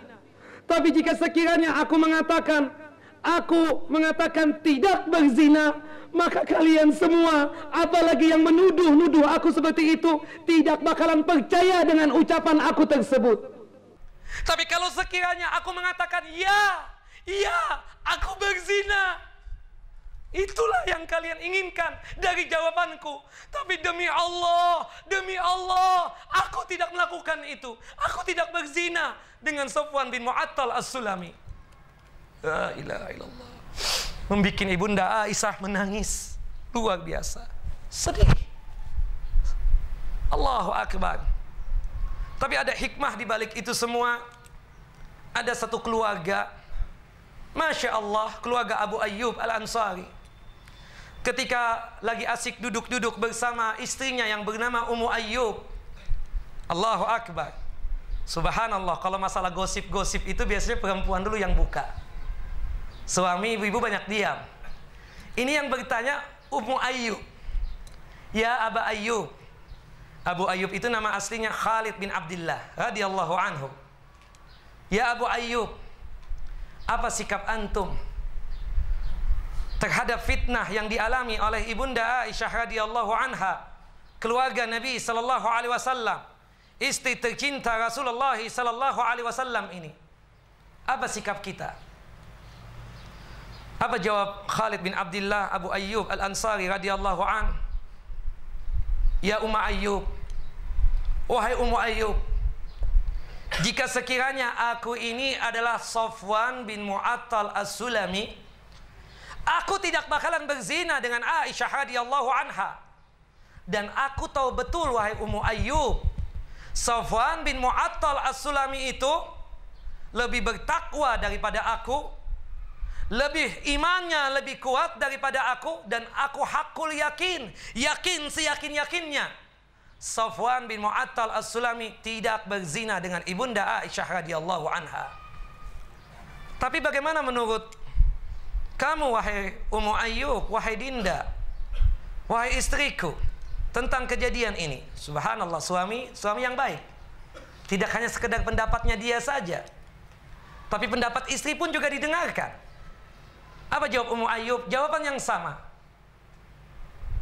Yang aku tahu, jika aku ini menjadi Aisyah, jika sekiranya aku ini Aisyah radhiyallahu anha, aku tidak bakalan berzina dengan Safwan bin Mu'attal As-Sulami.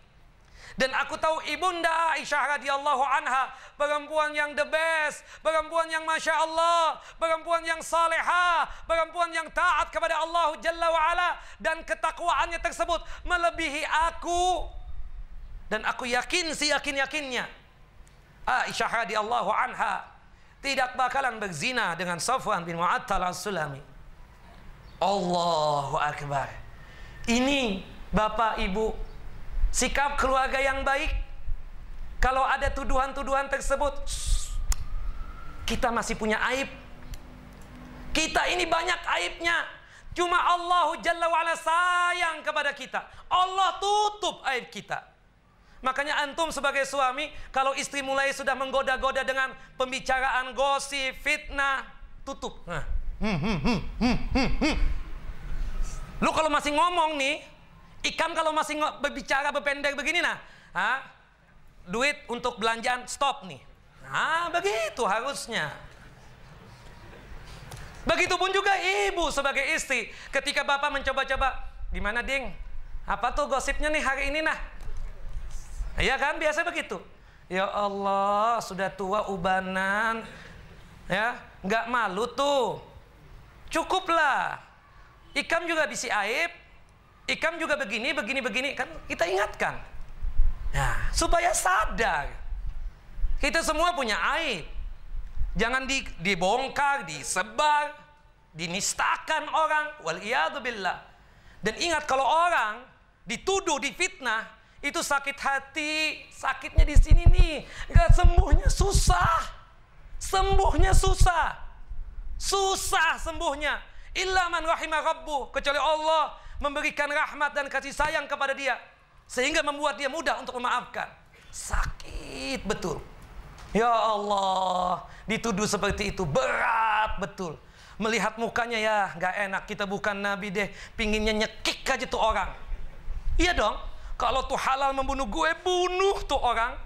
Tega-teganya sampai rumah tangga gue hancur, sampai anak-anak lari dari saya, dari gue. Gimana ceritanya ini? Waduh, berat. berat.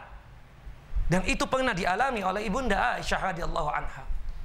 Sampai pada akhirnya Allahu Akbar, Allahu Jalla wa Ala dari atas arasnya ya membebaskan Ibunda Aisyah radhiyallahu anha dari tuduhan-tuduhan munafikin ini. Ketika itu Ibunda Aisyah masih berada di tempat atau di rumah orang tuanya. Kemudian Rasulullah SAW datang sendiri dan muka Rasulullah SAW mulai segar lagi, sumringah lagi, berseri-seri ketika mengucapkan Assalamualaikum. Kata Ibunda Aisyah, senyuman yang biasa, senyuman yang dulu muncul lagi dari Rasulullah SAW. Aku mulai tenang hatiku. Sesuatu kabar gembira buat aku ini. Padahal Ibunda Aisyah belum mendapatkan kabar ini. Tapi dari raut muka Nabi SAW sudah terlihat. Masya Allah. 1 bulan dalam kondisi fitnah, 1 bulan dalam kondisi kabut hitam di Madinah. Kemudian Rasulullah SAW bersaksi di hadapan Ibunda Aisyah radhiyallahu anha bahwasanya engkau wahai Aisyah radhiyallahu anha tidaklah melakukan perbuatan hina tersebut. Engkau adalah orang yang baik wahai Aisyah. Allahu Jalla wa Ala telah membebaskan engkau dari tuduhan-tuduhan tersebut. Sebagaimana yang diceritakan dalam surah An-Nur. Dalam surah apa? An-Nur. Allahu Akbar. Ya. Kata Ibunda Aisyah, aku tidak menyangka Allahu Jalla wa Ala sesayang ini. Aku pikir dari Nabi SAW yang akan membebaskan aku. Tapi pada waktu itu Rasulullah tidak bisa untuk menghukumi. Sampai keluar kalimat dari kata Rasulullah SAW, wa in kunti almamti bidzanbin fastaghfirillaha wa tubi ilaih. Sampai terucapkan ucapan itu dari Rasulullah SAW, ya Aisyah, jika sekiranya engkau melakukan itu, ya, dosa itu, maka bertaubatlah kepada Allah Jalla wa Ala, meminta ampunlah kepada Allah Jalla wa Ala. Fa innal 'abda idza i'tarafa bidzanbihi summa taba ila Allah taba Allahu alaihi. Karena seorang hamba, kata Rasulullah SAW, jika mengakui dosanya, dia bertaubat kepada Allah, kembali kepada Allah, Allah akan ampuni dosanya. Tapi jika sekiranya engkau tersebut tidak melakukan itu, ya Allah pasti akan membebaskan. Sehingga membuat Ibunda Aisyah menangis sejadi-jadinya waktu itu. Tapi Masya Allah, setelah 1 bulan tersebut Allahu Jalla wa Ala membebaskan. Dan aku teringat ucapan Nabi Ya'qub alaihissalam, fasabrun jamil wallahu musta'anu ala ma tasifun. Sabar yang indah. Kesabaran itu indah. Sabar Ibunda Aisyah menerima ketetapan Allah Jalla wa Ala, dituduh, difitnah, dan itu sebagai tabungan pahala, dan itu untuk meningkatkan keimanan dan ketakwaan kepada Allah Jalla wa Ala. Dengan kita sabar, maka Allah Jalla wa Ala pasti akan menolong, akan membantu kita. Apa yang mereka tuduhkan tersebut, Allah akan hilangkan semua. Dan ingat ikhwan fiddin, azani wa azakumullah, dari cerita ini, sungguh ini pengalaman yang sangat luar biasa. Artinya, jaga lisan, jaga ucapan, jaga hal-hal yang berkaitan dengan masalah fitnah tersebut. Kalau toh misalnya ada fitnah, tolong ya, kalau seandainya antum mendengar tuduhan tentang teman antum, antum langsung tanya kepada teman antum, apakah ini benar sebagaimana yang diceritakan tersebut? Jika dia sudah mengatakan tidak, aku tidak melakukan itu demi Allah, sudahlah, dia sudah menyebutkan nama Allah Jalla wa Ala, artinya dia memang seperti itu, sudah selesai. Kalau sekiranya benar, ya kita berikan nasihat. Sebagaimana ucapan Nabi SAW, jika memang engkau melakukan perbuatan dosa tersebut, bertaubatlah kepada Allah Jalla wa Ala. Karena seorang hamba jika mengakui perbuatan dosanya, kembali kepada Allah, bertaubat kepada Allah, Allah akan mengampuni dosa-dosanya. Itu sikap kita. Jangan kita belum pasti, belum dengar, sudah dari 1 ke 2. Kalau sudah 2, itu pasti ada tambahan lagi. Ketiga, lebih banyak lagi tambahannya. Dan betapa zalimnya seseorang tersebut ketika memfitnah seseorang, apalagi yang difitnah tersebut seorang yang sifatnya punya kemuliaan, punya kehormatan, apalagi wanita misalnya. yang dia kita tahu sebagai salehah, punya kemuliaan, maka kita katakan itu orang yang memfitnah, yang menuduh dia tersebut dosa besar yang dia dapatkan. Wal iyadzu billah. Hati-hati, jaga lisan, sekali lagi jaga lisan. Jaga lisan. Kebanyakan manusia itu masuk ke dalam siksa api neraka, kebanyakannya dikenakan dosa lisan. Ya, ma yakubbu katsiran minan nas, ya, min hasaidi alsinatihim. Kebanyakan manusia itu dilempar oleh Allah Jalla wa Ala ke dalam kubangan api neraka disebabkan oleh lisan. Karena lisan ini tidak bertulang, berbagai macam dosa ada pada lisan ini, dari ghibah, gosip, fitnah, ya, tuduhan dan lain sebagainya. Semoga Allah Jalla wa Ala selalu menjaga kita dari tuduhan-tuduhan dan fitnah-fitnah, dan semoga Allah Jalla wa Ala selalu menguatkan iman kita, iman yang betul-betul sempurna, iman yang betul-betul sampai di hati, ya, iman yang diucapkan dengan lisan dan masuk ke dalam hati, dan kita bisa memanifestasikannya, mewujudkannya dengan perbuatan-perbuatan kita. Ini kira yang bisa disampaikan. Masih ada waktu, ada pertanyaan? Ya Pak. Ada Ustaz. Silakan. Assalamualaikum warahmatullahi wabarakatuh. Kami yang memulai untuk bertanya Ustaz. Bijaksana dan sangat terpuji jika kita mempunyai sikap untuk menutupi kesalahan sesama muslim. Iya. Dari itu kami bertanya, mungkin karena melekat di dalam jiwa seseorang itu, misalnya karena tugas dan fungsinya, wartawan atau wartawati yang menyiarkan ghibah melalui surat kabar atau televisi. Kemudian kelompok yang kedua, yang legal, misalnya polisi, penyidik, dan jaksa, demi keperluan untuk perkara pidana misalnya. Yang kami tanyakan, sampai sejauh mana ghibah itu dibolehkan untuk wartawan dan wartawati, juga untuk pejabat yang legal seperti polisi dan jaksa. Ya. Terima kasih. Assalamualaikum warahmatullahi wabarakatuh. Waalaikumsalam warahmatullahi wabarakatuh. Ini pertanyaan Masya Allah yang memang agak berat untuk menjawabnya ini. Ini berkaitan tentang masalah ghibah yang dibolehkan. Ada memang Al-Imam An-Nawawi menyebutkan, sebagaimana juga ya berdasarkan hadis dari Nabi sallallahu alaihi wasallam, ada ghibah-ghibah yang dibolehkan, seperti misalnya ghibah dikarenakan kita dizalimi, tanah kita diambil, rumah kita diambil, kita nggak bisa melawan nih, mau nggak mau kan harus ada orang yang punya authority yang sanggup untuk menolong kita ini. Misalnya polisi tadi, kita laporkan polisi karena harta kita diambil dan dia zalim lagi dengan kita. Kita tunjukkan buktinya, ini tanah saya, ini, dan kita ceritakan. Ketika kita dalam kondisi terzalimi seperti itu, maka dibolehkan. Nah, polisi atau yang punya authority mau nggak mau kan memanggil dia. Ada tuduhan, ada dakwaan seperti ini nih. Gimana? Oh enggak, saya enggak seperti ini, tapi ini buktinya loh. Ternyata itu memang tanahnya si fulan, kamu mengambil, menguasai.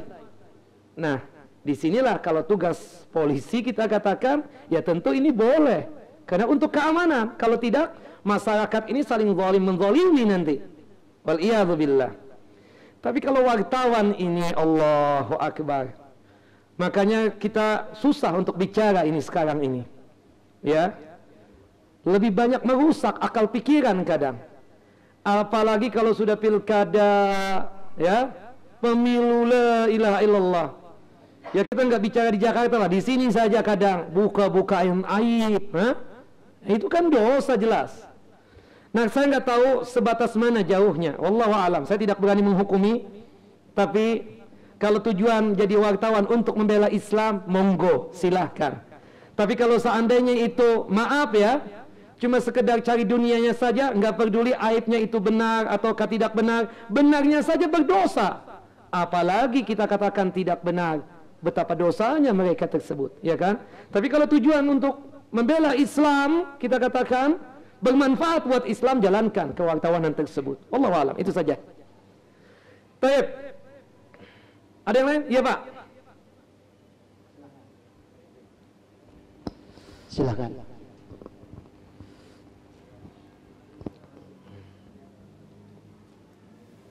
Assalamualaikum warahmatullahi wabarakatuh.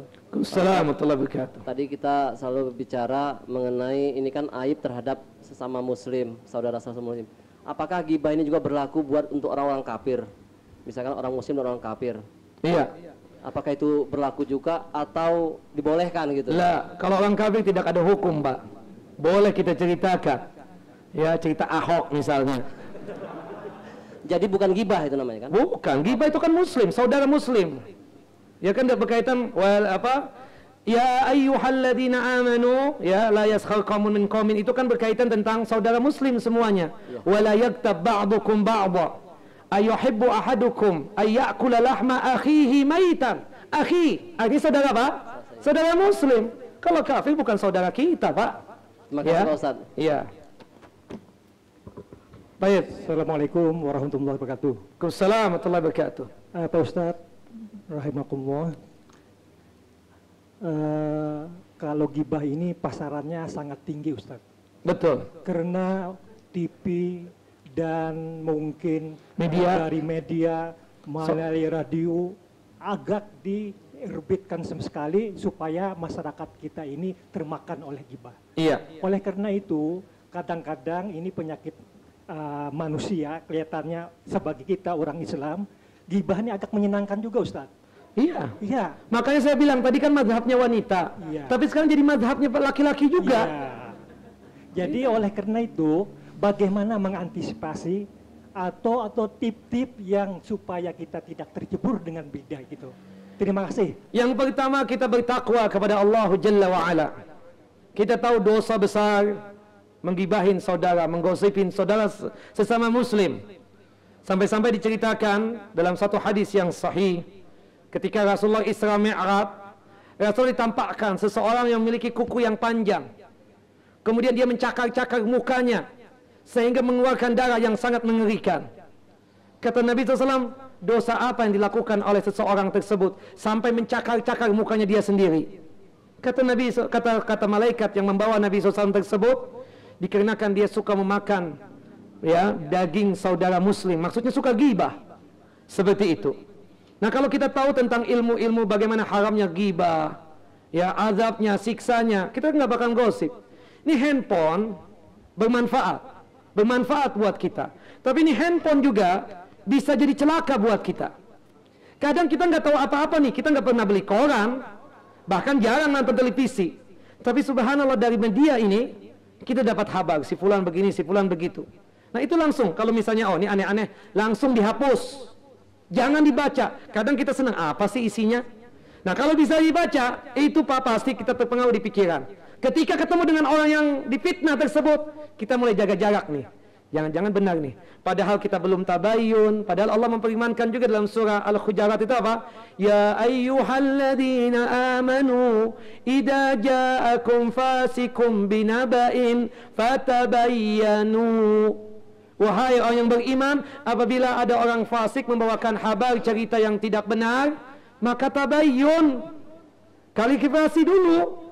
Dibikin jelas dulu. Takutnya nanti nggak benar tuduhan tersebut, maka kita akan nadimin, akan menyesal nanti. Dan ingat tadi, orang kalau sakit hati Pak, itu susah untuk sembuhnya. Mungkin dia bisa memaafkan, tapi untuk kumpul lagi dengan kita berat rasanya. Melihat muka kita, ya Allah, lu dulu ya, tega banget ya. Subhanallah, yang tadinya membantu, Masya Allah. Kebetulan tuh Abu Bakar As-Siddiq saja ketika melihat apa yang terjadi dengan tuduhannya Mistah tersebut, bantuannya dihentikan. Tapi Rasulullah memang Rasul, Nabi. Padahal kan istrinya yang dituduh ini. Rasulullah mengatakan kepada Abu Bakar As-Siddiq, teruskan bantuanmu kepada Mistah bin Utsasah tersebut. Terus bantuan tersebut dibantu. Kemudian disalurkan lagi bantuan tersebut. Kalau kita zaman sekarang gak bakalan bantu lagi. Sakit sudah. Kurus badan, kurus kering sudah. Apalagi anak yang dituduhkan sakit-sakitan gak bisa tidur. Allahu Akbar. Baik. Ya Mas. Yang mau saya tanyakan adalah bagaimana tata cara kita bertobat dari dosa gibah. Terus yang kedua, apakah kita harus meminta maaf kepada orang yang digibahi? Terima kasih. Baik, yang pertama taubat kepada Allah Jalla wa Ala. Yang kedua, kalau kita datangin orangnya yang ada bermusuhan kita hentikan. Caranya bagaimana? Setiap kali ada orang yang menceritakan, orang yang pernah kita ceritakan tersebut, kita bilang enggak, dia Masya Allah orang baik, anaknya 10, semua pada jadi-jadi, semua enggak sesuai dengan apa yang kalian tuduhkan. Nah itu taubatnya Pak. Kalau kita datang ke dia, maaf ya ulun dulu nih menggibahin pian, yang ada ya Allah, gue ini atau apalah, jadi enggak enak hati nanti. Sudah diam, tapi nanti setiap ada orang yang menceritakan tentang keburukan tuh orang, kita malah baik-baikin. Enggak, dia enggak seperti itu. Saya tahu betul. Masya Allah, ya kan seperti itu taubatnya. Allahu a'lam. Ya Pak. Wassalam.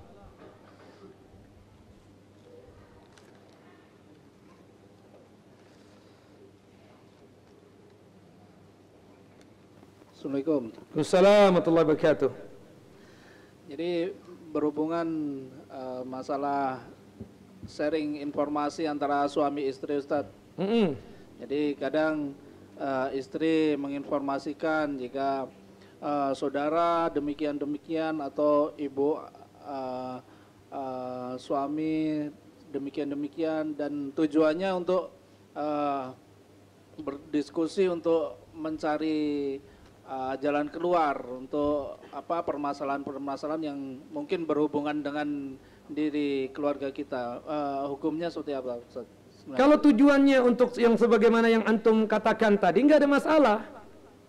Misalnya, subhanallah, kita punya ipar nih, susah banget.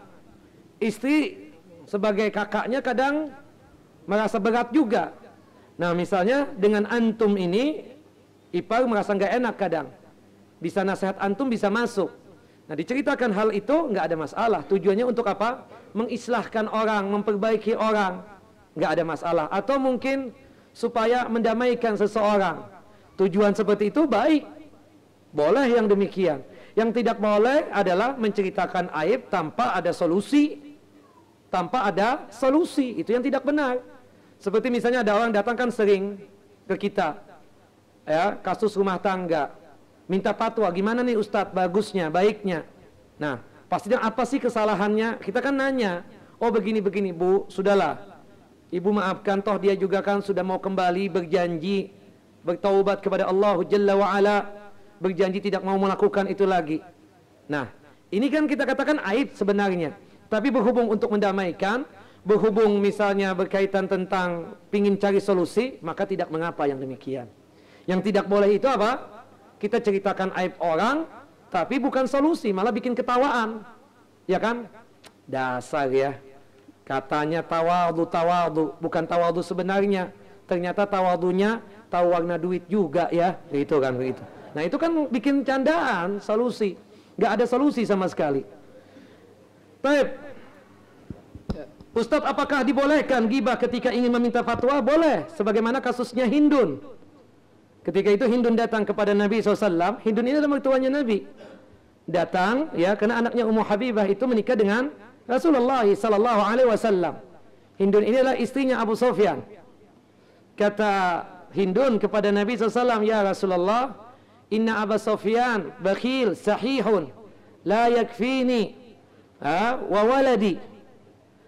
Wahai Rasulullah, inna Abu Sufyan ini bakhil, kikir, apa yang dia kasih kepadaku itu tidak mencukupi buat aku dan anak-anakku. Boleh nggak aku mengambil dari hartanya tanpa sepengetahuan dia? Kan minta fatwa dong. Boleh nggak kita sebagai istri buka dompetnya suami? Ya kan?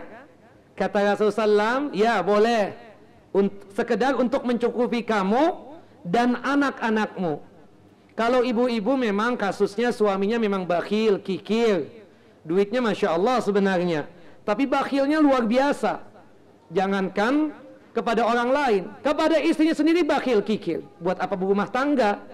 Makanya kata Nabi SAW, jangan nikahkan anak perempuan kalian kepada dua golongan ini. Yang pertama siapa? Orang yang lalim, zalim, sedikit-sedikit main pukul. Yang keduanya adalah bakhil, kikir. Percuma kaya, pulus, Masya Allah, kaya tisu, comot ada lagi, ya kan? Tapi bakhil, kikir. Subhanallah, buat apa menikah? Ya, makan seadanya, kadang ceplok telur aja dia tiap hari, sayang duit, padahal Masya Allah duitnya kayak tisu, comot ada lagi, nggak berseri kata orang Banjar. Ya, nah ini kan berat. Nah ibu-ibu, ini hujah kan minta fatwa. Tapi jangan sampai semua ibu-ibu seperti ini. Kalau suaminya Masya Allah seminggunya 5 juta ngasih, kan cukup dong? Iya, cukup dong seminggu 5 juta, ya. Nggak perlu lagi buka-buka dompet suami. Termasuk juga buka-buka HP ini. Akhirnya jadi musibah loh kalau buka-buka HP. Toto pas dibuka ada gambar perempuan misalnya. Siapa nih? Padahal salah kirim orang. Jadi kan jadi fitnah. Makanya ya, kalau misalnya kasusnya itu sama sebagaimana Abu Sufyan, bakhil, kikir, boleh dilakukan oleh ibu-ibu. Tapi kalau seandainya suaminya baik, Masya Allah, ibarat kata ya seminggunya 5 juta, bahkan bisa 10 juta seminggunya, udahlah cukup lah buat dirinya dan buat anak-anaknya. Apalagi hidup di daerah kita ini, ya 100.000 cukup nggak sehari di sini? Cukup ya, alhamdulillah.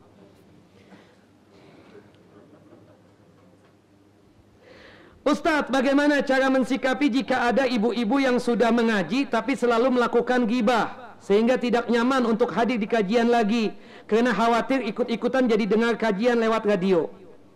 Karena ikut-ikutan ya, jadi dengarnya kajian tersebut lewat radio saja.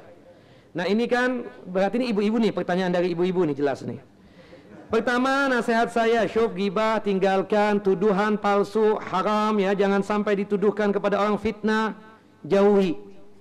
Ibu berikan nasihat ketika di pengajian, ya Allah ibu, katanya paling lama ikut kajian, tapi mulut nggak pernah terjaga bu, hati-hati bu. Subhanallah, kan ada seorang perempuan, Masya Allah, sholatnya mateng, nggak salat wajib, sholat sunnah dia kerjakan. Puasanya hebat, nggak puasa wajib, puasa sunnah dia kerjakan. Iya kan? Kemudian sedekahnya juga begitu. Tapi satu kelemahannya ya Rasulullah, lisan nggak pernah terjaga. Suka menyakitin tetangga, suka gosipin tetangga dan lain sebagainya. Aina hiya ya Rasulullah, di mana tempatnya dia berada itu? Qala sallallahu alaihi wasallam. Rasulullah menjawab, hiya finnar. Dia masuk ke dalam siksa api neraka. Hati-hati. Ibu sikap yang bagus, ibu nasihatin. Ya Allah ibu, keep, cukup, enough.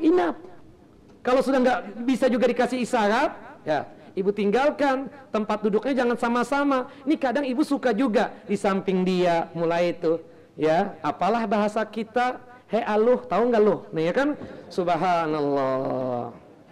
Jangan, sudah tinggalkan tuh orang, jangan berteman dengan dia. Kalau seandainya dia sudah kita berikan nasihat, tapi tetap saja membicarakan aibnya orang, tinggalkan orangnya, bukan tinggalkan kajiannya. Bukan tinggalkan kajiannya, tinggalkan orangnya, seperti itu. Tapi kalau ibu misalnya kebetulan malam hari ya dengarkan lewat radio ya boleh. Jam 10 malam kajian ibu janganlah, sudah dengarkan lewat radio saja, seperti itu. Ya kan? Subhanallah. Yang jelas bahwasannya kajian mendatanginya boleh, lewat radio juga boleh. Cuma kurang mantap. Kalau datang ke kajian ini, subhanallah, malaikat datang kan, mendoakan kita agar diampuni dosa-dosanya, diberikan rahmat oleh Allah Jalla wa'ala. Kalau kita datang, Masya Allah, sampai ikan yang hidup di air pun mendoakan kita. Nah itu bedanya. Ini malaikat pada hadir ini.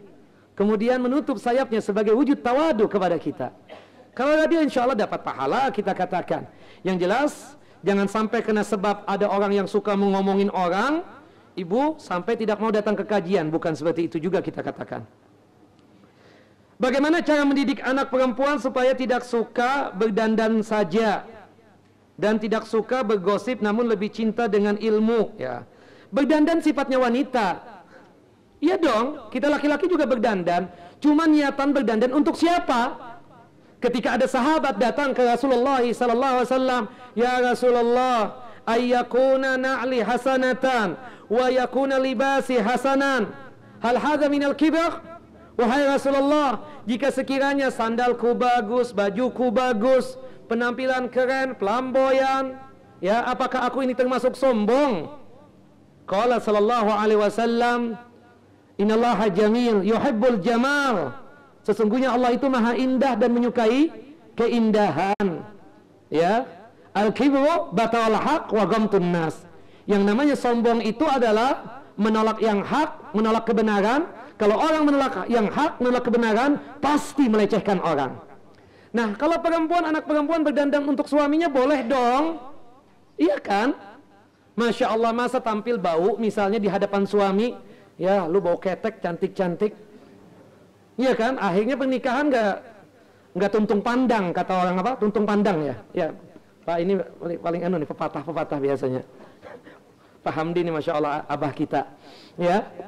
Nah, artinya kalau di hadapan suami ya mesti berdandan, mesti harum, wangi di hadapan suami.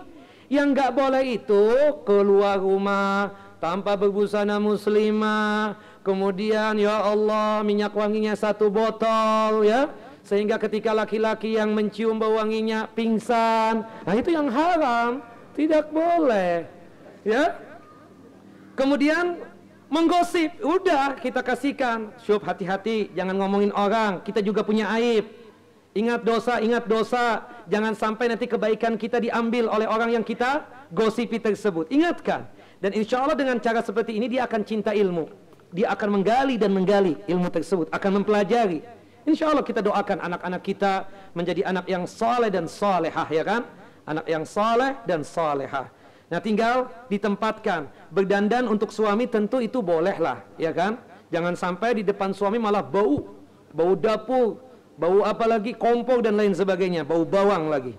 Ya, jangan seperti itulah.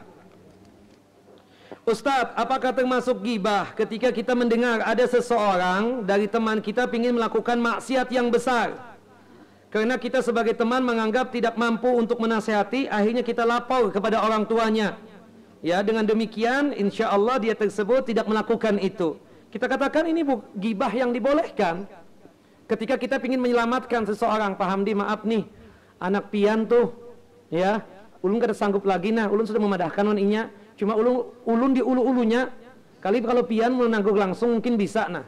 Nah itu kita katakan apa? Boleh yang demikian, agar dia tersebut tidak terjatuh ke dalam kubangan dosa dan maksiat kepada Allah Jalla wa'ala. Dan itu ghibah yang dibolehkan.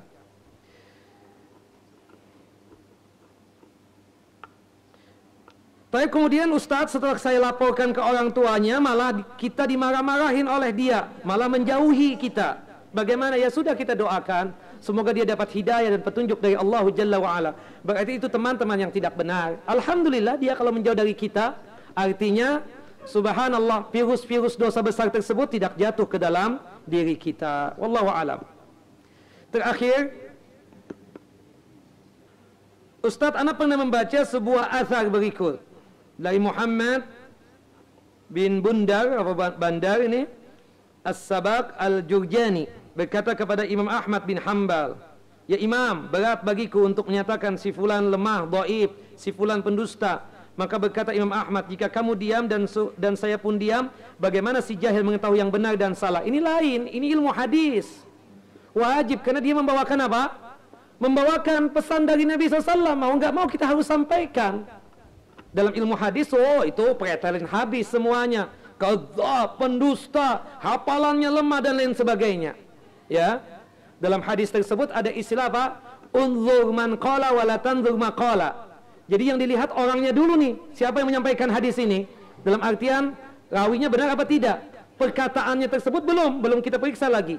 Tapi yang meriwayatkan siapa nih? Rawinya siapa? Ya, jangan-jangan kadzdzab, mudallis dan lain sebagainya. Itu ilmu hadis, lain cerita kita katakan. Termasuk juga kita supaya agar antum jangan sampai jatuh ke dalam kubangan maksiat. Ketika bertanya misalnya, Ustadz, gimana nih saya pengen mengambil pengen mengundang Ustadz fulan. Jangan ya. Karena apa?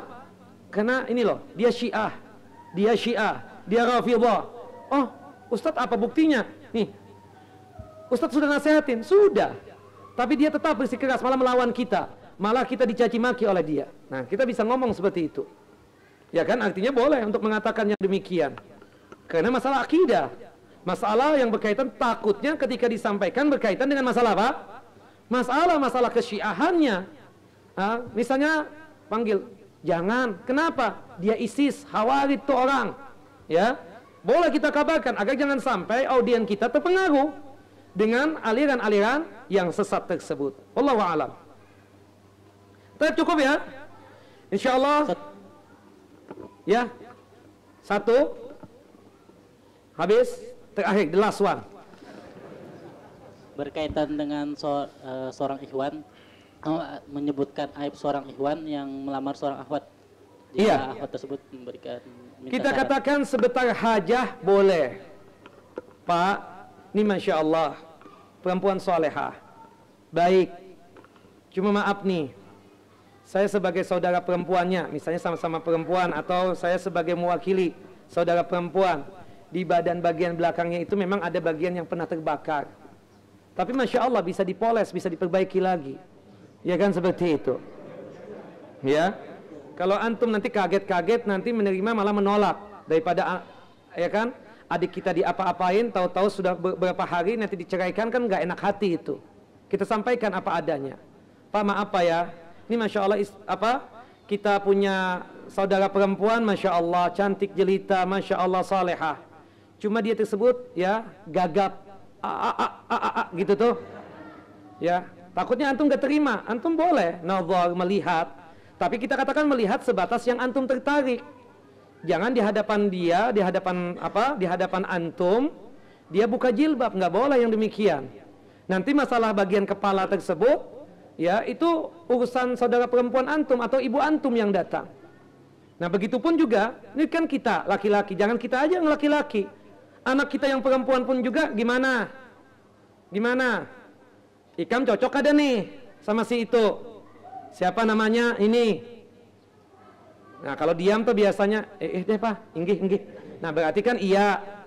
Kalau enggak deh, ya Allah sudah hitam, biru lagi misalnya. Nah itu kan, itu aibnya orang kan. Cuma ya kita melihat, dia menghabarkan bah enggak deh ya, enggak cocok, enggak ada hati, ya, enggak ada feeling kalau bahasanya itu. Kalau ada feeling kan, ya falling in love jatuhnya kan begitu. Seperti itu. Tapi ini enggak ada sama sekali. Nah itu boleh, sebatas itu saja. Tapi antum nih, kalau gagal juga, nggak jadi itu dengan si fulana, jangan antum ceritakan sama orang lain nanti. Akhirnya nggak ada yang melamar. Cukup antum saja. Seperti itu. Wallahu a'lam. Nah termasuk juga, Pak Hamdi nih ada anak nih mau dilamar. Ini katanya dari kampung Pian. Kenal nggak Pian nih? Siapa namanya? Si fulan. Gimana menurut Pian? Dia ada 10 kejelekan nih. Tapi Pak Hamdi cuma satu saja saya sudah paham. Jangan deh Ustadz, jangan. Nah sudah, kita kan percaya nih Pak Hamdi kan abah kita juga. Oh iyalah, sudah cukup sudah. Nggak perlu saya tanya apa sih yang 10 itu Pak Hamdi? Ya kan nggak perlu. Ya sudah ditolak juga, ya kan begitulah. Nah itu nanti kalau antum punya anak perempuan, saya juga belum doakan ya punya anak perempuan. Karena kalau anak laki doang kan melihat doang kita, nggak bisa. Kalau anak perempuan kan enak, bisa menuntun kan. Ya fulan bin fulan, angkahtuka wa zawwatuka makhtubataka binti siapa? Misalnya fulana binti fulan bimahar kada wa kada nakdan, ya. Aku nikahkan, aku kawinkan anak perempuanku yang bernama fulana binti fulan dengan mahar sekian dan sekian dibayar tunai, ya kan? Tapi kalau anak laki doang kan melihat doang, ya Allah. Paling banter jadi saksi. Baik cukup. Wassallallahu nabiyana Muhammad wa ala ali Muhammad kama sallaita ala Ibrahim wa ala ali Ibrahim innaka Hamidun Majid. Wa barik ala Muhammad wa ala ali Muhammad kama barakta ala Ibrahim wa ala ali Ibrahim innaka Hamidun Majid. Subhanakallahumma wa bihamdika asyhadu an la ilaha illa anta astaghfiruka wa atubu ilaik. Wassalamualaikum warahmatullahi wabarakatuh. Yuk ikut dukung dan berpartisipasi perjuangan dakwahsunnah.com dengan cara berikut.